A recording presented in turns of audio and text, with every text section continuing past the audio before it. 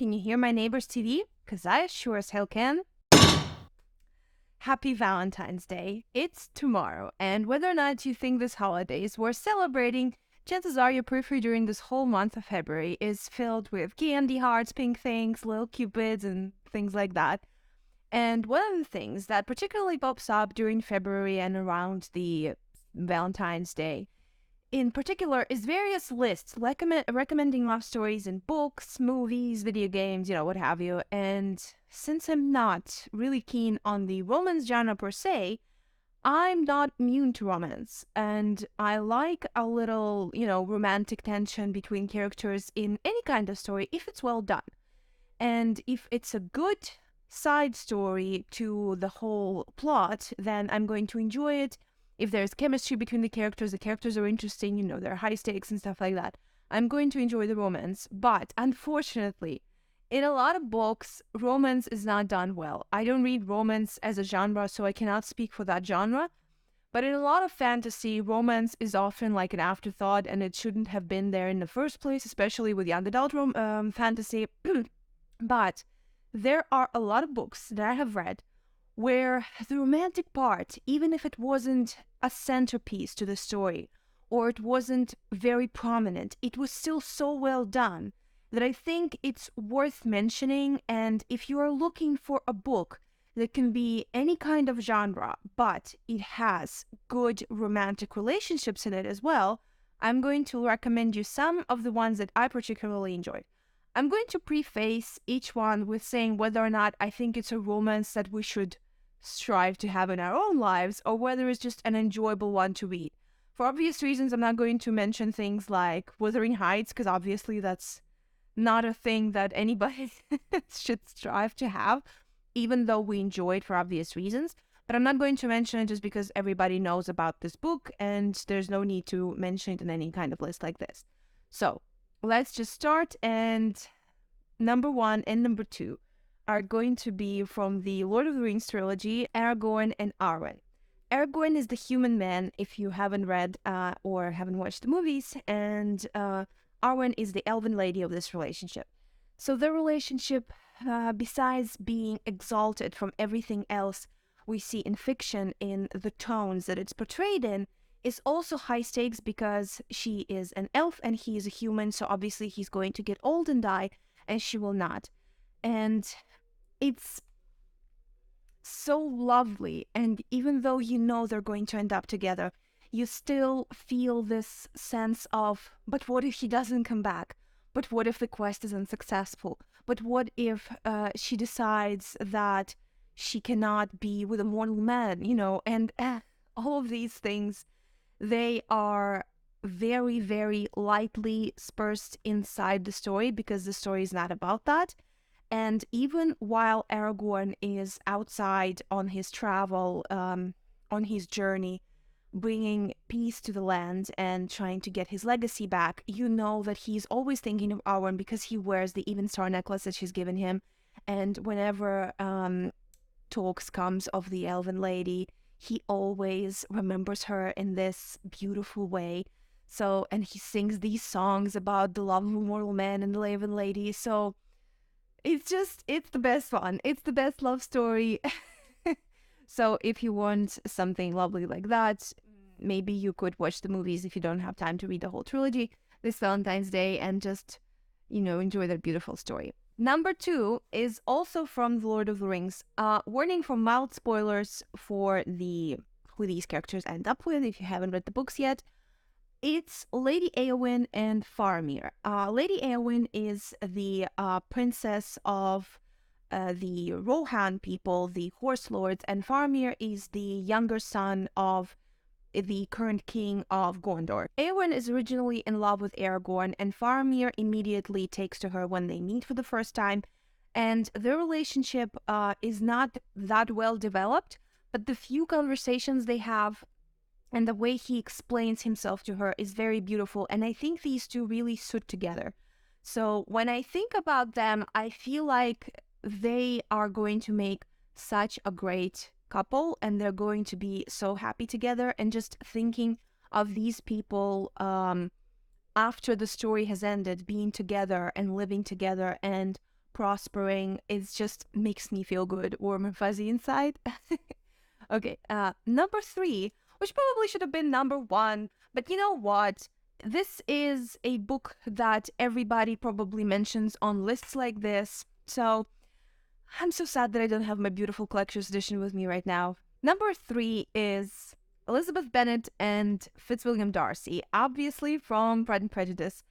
I don't know if I should even say anything about this book or about this couple because it's just such a beloved classic. Everybody has read it. If you haven't read it, you're probably planning to read it. And even if you're not planning to read it, you probably seen the adaptations. You obviously know what this book is about. And why it's so great is because the relationship between them. A lot of people who I know read this book and said, I don't understand why it's such a beloved classic. Darcy is a dick, and I don't understand why we should sympathize with him at all. My understanding of it is that he saw that he was a dick to her when she expressed it, and he looked at himself and he decided that he needs to change his demeanor in order to earn the woman that he loves. And also, he wasn't actually a bad person ever. He's not a dick. He's just incredibly introverted. And he is a very good person to his sister, to his friends, to his family, to the servants, because when they go to his house, all the servants really, they just rave about him, they love him. So he's just incredibly socially awkward. And while that is not an excuse to poor behavior and to rude behavior, he amends the things that he's done, he explains himself, and he starts to act in a way that he knows the woman he loves will appreciate so that she can see who he truly is. Plus, I really just enjoy a comedy of manners, and Jane Austen is such a queen at this, so their relationship is very well developed. They know each other for a long time. They have a lot of social interactions. And it's not just like this insta love story, they met at a ball and then they get married, but it's just this really well developed story. So I think that Pride and Prejudice it still holds up, and you should read it if you haven't already. Number 4, mild spoiler for who these characters end up with. Wallace and Hugo from Under the Whispering Door by T.J. Klune. Wallace is not a good person. When he dies, there are a few people at his funeral and they just talking about what a dick he was. Mary, the Reaper, shows up to collect his ghost. He does not come easily to terms with the fact that he's died, so she takes him to a waypoint where Hugo helps him come to terms with it, maybe make some amends, and then cross over. And the fact that there was a love story here, I kind of expected it from about halfway point of the book, and I really, really wanted it to be endgame, and it was so lovely. It's such a warm, fuzzy, cozy book, and the love story just makes it even better. I think that these two characters, especially after what happened to them by the end of the book, they deserve this happiness and they deserve to be together. So it just warmed my cold, dead little heart. And I hope you will like it as well. Number 5 is one of my favorite couples in fiction in general, and that is Duke Leto Atreides and the Lady Jessica from the Dune series. Leto and Jessica aren't actually married, because Jessica is a member of the Bene Gesserit order who are magic users in this world, and they do not get married. They are a fully female order. They can only be consorts, can only be concubines to their men. And there are a few instances in the book when Leto says, I should have just married you. He loves her so much. The relationship is so profound. Even though he doesn't have a wife. He doesn't have like a wife and she's his consort. No, the Lady Jessica is the only woman in his life. And he genuinely loves her. And there are a few characters that they like talk, dismissively about that fact. But they are so good together. They support each other so much. The hardships that they have to go through, all these stupid court intrigue, all the things that shouldn't happen to good people, to truly good people, because Leto is a good person. They are so much easier for them because they are together. And in those moments when at night they are laying together in bed and speaking all the things that they're going to have to endure tomorrow, you can truly see how much they uplift each other and help each other through life. And I think that's beautiful in a relationship and beautiful to portray in fiction.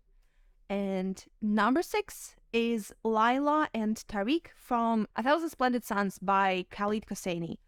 Okay, so this book, if you want a good love story, don't read it for that because it's going to break your heart. It's a very heartbreaking book, but the love story that happens in it, it's just so important to me somehow, because Lila and Tariq, they both go through a lot of shit in their lives. This is a book about 30 years of history of Afghanistan during the war, during the reign of the Taliban. And Lila and Tariq, they are childhood best friends. Then they get separated. A lot of stuff happens to them. Mild spoiler, they do get reunited when they are older and everything is okay with them, but they suffered through so much. And the fact that they do get reunited and they still love each other and they have been waiting for each other their whole lives is so wonderful. It made me cry. That book just made me cry 7,000 times. Like, I was reading it and I was just crying from the first page to the last one.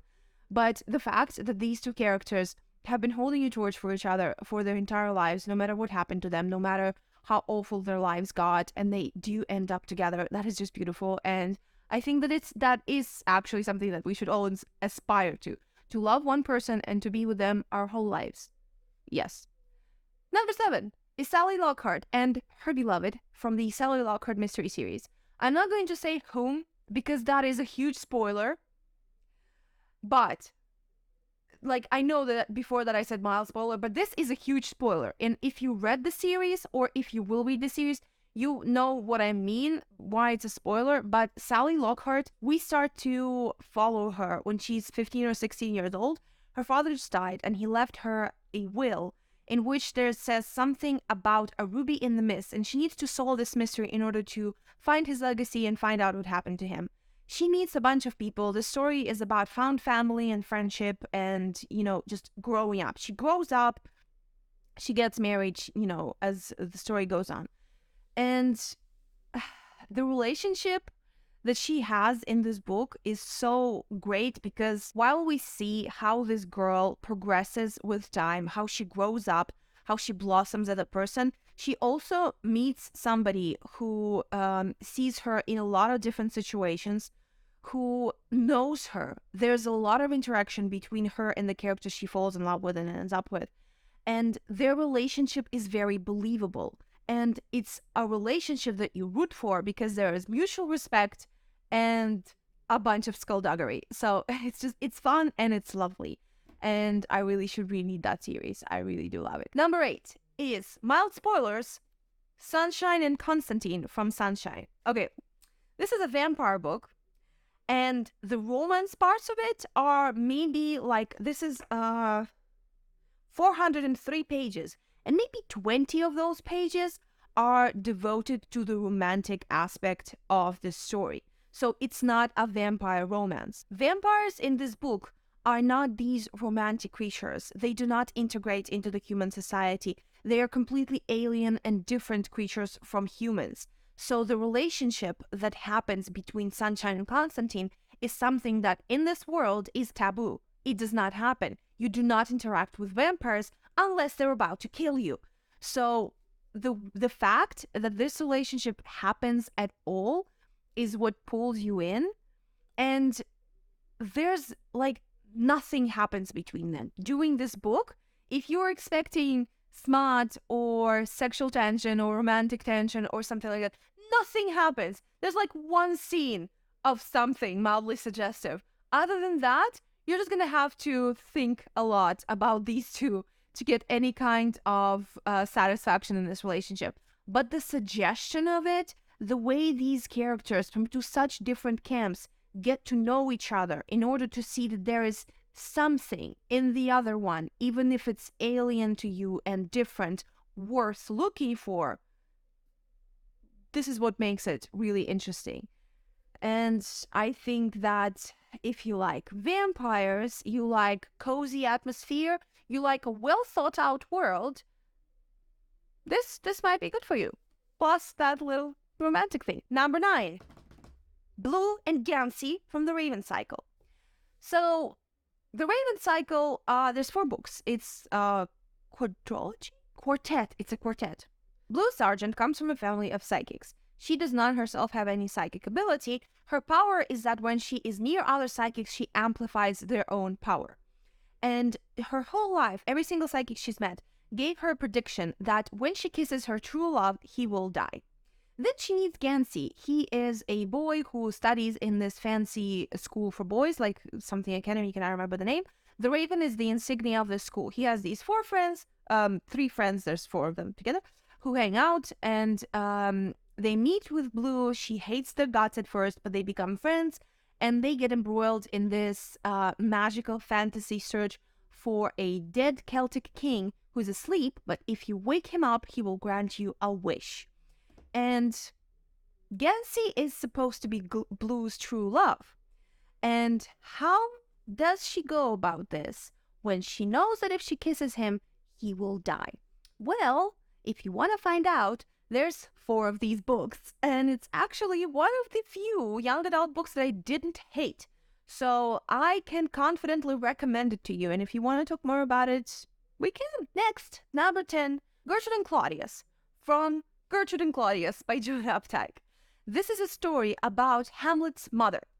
Gertrude, originally Gerutha. There's 3 or 4 parts in the story, and in each of them, the names of the main characters change, starting with Gerutha to Geruda to Gertruda to Gertrude, and Claudius. This is a story of her life from her girlhood when she gets married to Hamlet's father, to when Hamlet is born, and Hamlet is not like a central figure in it at all. It's just about his parents and about what happened to them. And it's told in such a beautiful way. It's like you are there. I know that it's such a dumb thing to say about a book, but it is really very evocative writing. It is a pretty slow story. Nothing much exciting happens in it. But the way Gertrude's life is portrayed, the way that she was basically sold to her husband for a political marriage and that she wanted to be with somebody else, and, you know, how she navigated the court, how she navigated this marriage, how she lived. It's just such a lovely story. And the relationship, mild spoiler, between Gertrude and Claudius. So Claudius is Hamlet's uncle. Gertrude met him at court when she was a little girl and he was a little boy, and they immediately liked each other. But he was the younger son, and so he wasn't going to inherit the land. So she got married to his older brother. Claudius ended up traveling. He was a very smart man. He spoke a lot of languages. He traveled the world. So he didn't spend a lot of time with Gertrude when they were adults. But when they do finally end up together, it is after Hamlet's father died. And even though we know the way he died, we still do root for this couple. Because through the political intrigue, through the life that is meant for somebody else, you do want happiness for Gertrude. And you do want happiness for Claudius, at least I did, because I liked him as a character. I think he was more deserving of her affection than her actual husband did, because he wasn't the best. These 2 people, they wanted to be together since they were children. And when they finally do end up together, when they're middle-aged, it is such a soft and calm conclusion to the story, which is also marvelously written. So I think you might enjoy this one. Number 11. Do not throw Rotten Tomatoes at me for this one, please. Mild spoilers. Addie LaRue. I'm going to say that from this book, there are 2 love stories that I deem worthy of mentioning. Addie and Henry, and Addie and Luke. And why do I say that? Because, you know, a lot of people are saying that, oh, the girl in love with the devil, like, that's just so cheesy. That is so awful. Luke is awful. He is. He's the devil. He's not the devil, you know, he's just a devil. Addie makes a wish. She's like 18 years old, I think, and she's about to get married, but she's not done living yet. She wants to explore the world. She wants to learn things. She wants to live for herself. So she runs away into the forest and makes a wish. She just wishes for more time. An old god out of the river hears her and answers a prayer. He gives her time, but in return, he takes something from her. Nobody she meets will remember her. You will talk to her, and then you will turn away, and when you look back at her, you will not know who she is. This is how she lives for 300 years. And she meets somebody who remembers her. This is the story of Addie and Henry. Henry is a lovely boy. They truly, deeply fall in love. Their relationship was wonderful, and she sacrifices things for him in order for him to have the life he wanted. And Addie and Luke, who shows up every year on the anniversary of their pact to goad her, to taunt her, and then later to love her. But their love is toxic. It is poisoned because Luke reminds her every single time that she is no longer human. There is no place for her in their world. She is like him. She belongs with him. And he truly wants her by his side. Whether or not that love is pure or not is for you to decide. But I think that Luke's affection for her, while it might not be healthy as we would speak of it, it is still interesting and beautiful. So this book gives me a lot of feelings, and I think it's also time for a reread. So yes, I think this one is great. But also, it's not like about love. It's not a love story. It's just about Addie living for 300 years without anybody remembering her and her having to deal with it. It's very beautiful. So read it. Number 12. Author Anne Louise from Written on the Body by Jeanette Winterson. The narrator doesn't have a name or gender, so you can do whatever you want for that information. The author is in love with Louise, a married woman who keeps coming and going back to her husband. She wants to be with the author, but the husband does not want a divorce. There is all of this turmoil, constantly trying to break out of this relationship that is not good for either of them because the other one is already married. There is trying to find somebody else, somebody good for you, to forget the relationship that hurts you every single day. But you keep going back to Louise because you just love her so goddamn much. And all of that is packed in 200 pages, and it's beautiful and heartbreaking. And that is a literary love story because it's not only about love, it's also about all of those little things that make love up. And I just think you should read it.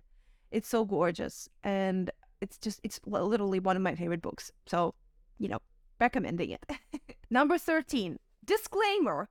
This relationship is not something that we should strive for, but Geralt and Yennefer from the Witcher series. Geralt is a witcher. Witchers are this order of men. They take little boys from their families and they go through a trial of the grasses, which is a trial with magic potions, like these magic grasses. And if they survive, they gain supernatural abilities that allow them to murder monsters and protect people from monsters that go bump in the night. And Yennefer is an enchantress. She is a beautiful, incredible, talented magic user, and they are both assholes. Like, if you met them in real life, you would tell them to go fuck themselves. They're awful, awful people, but they're so fun to read about.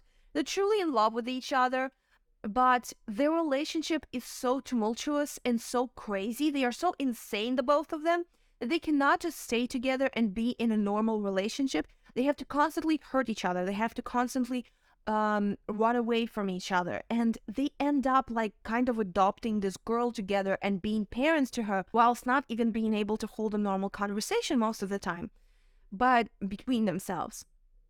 But it's still so fun to read, and they are so pulled together that throughout all of the political intrigue of these 7 books, all of the magical catastrophe that happens, all of the wars and everything, all of the monster killing, all of the fun bar hopping, you're always thinking when you're following Geralt, where is Yennefer? When is she going to show up next time? Whenever you are with Yennefer, you're thinking, where is Geralt? Is he going to show up anytime soon? Is he thinking of her? Is he going to come and get her finally? And it's just wonderful. It's just so much fun to read.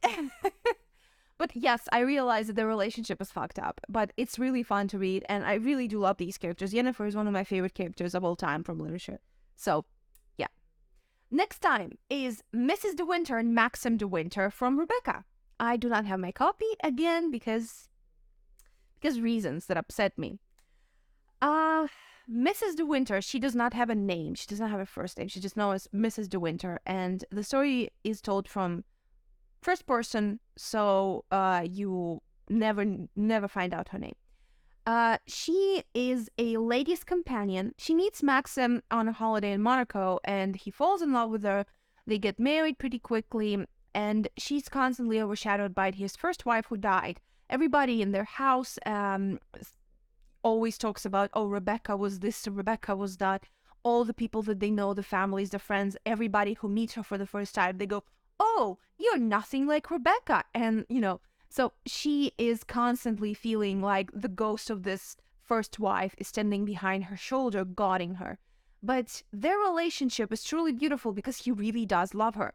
And even though most of this book is the mystery of why Rebecca died and what happened to her, and you always think that Maxim loved Rebecca so much, when you find out what actually happened, it puts so much perspective on the actual relationship between our current Mrs. De Winter and Max, and how their relationship came to be, how much he saw in her that he didn't see in his first wife.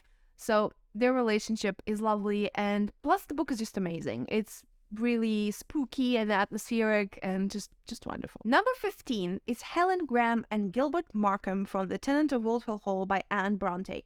So, Gilbert is writing letters to his friend to tell him about this woman who is renting a house, the Wolfhill Hall, nearby. And he's telling him that he fell in love with this woman and he's trying to build a relationship with her, and he's telling him this whole story of what happened. Everybody in the neighborhood knows her as a widow. She has her young son with her, and she rents this house and is very standoffish. She doesn't really want to be in a lot of social situations. The neighbors are trying to push themselves on her, to be friendly, but she is very introverted, very, very careful with what she says and what she talks about to all of these neighbors. But he pretty quickly falls in love with her and tries to find out the truth of what happened to her and to build this relationship with her. Her backstory is pretty sad, pretty tragic. It's not going to be a spoiler because this is in the synopsis of the book. She's not actually a widow. She's still married, but she left her husband because he was abusive, and she is hiding out from him in Wolfhill Hall. She ends up going back to her husband to nurse him back to health when he gets deadly sick, but he dies. And after he dies, she and Gilbert are finally able to be together. But all of this turmoil that they have to go through and the way that they go through it is just so lovely. I also love this book because it is said about it that the moment when Helen shut the door on her abusive husband is the moment feminism was born. Feminism is just common sense, I think, in this instance, because she left an abusive husband. That's something that should be a norm. But the way this story is portrayed, it's not like, it's not preachy or anything like that. She's a very devout woman. She goes to church and she wants everything to be done correctly. She cannot just, go with another man while her husband is still living. She leaves him because he's an asshole, but she still feels this sense of duty when he gets sick, so she goes back to nurse him to health. And the way that this woman operates and the way Gilbert loves her and and the way he tries to earn her affection back is just beautiful. And I think actually this is one of the best Bronte books. I like it more than Jane Eyre. So, if you've not really enjoyed Jane Eyre, maybe you will like this one, because I think Jane Eyre is kind of boring. So, moving on. Number 16 is Marco and Celia from The Night Circus by Erin Morgenstern. Marco and Celia are magicians who are pitted against each other by their respective masters, and the duel that they are going to have to do between themselves is a duel to the death. It's their masters are magicians as well. They are teaching Marco and Celia their craft, and it's a bet they made between themselves that whoever teaches their disciple better is the, ultimate magician. So they make this deal, and Marco and Celia, they cannot back out of this deal, but they fall in love. And they don't want this duel. They do not want to kill the other. They don't want to kill the one they love. And this is not about their love, this story. It's about the night circus, a circus that travels. It appears out of nowhere, and it's only active at night. You can come and see all of these beautiful, wonderful attractions. Marco and Celia are some of them. Their love story is just in the background of it. It's a very slow, very soft story. When you're reading it, it feels like it flows like a river. The way it is told is pretty melancholy, so if you don't like slow, melancholy stories, it might not be for you. But Marco and Celia's story is also there, and if that sounds like something that you'd enjoy, maybe you should read it.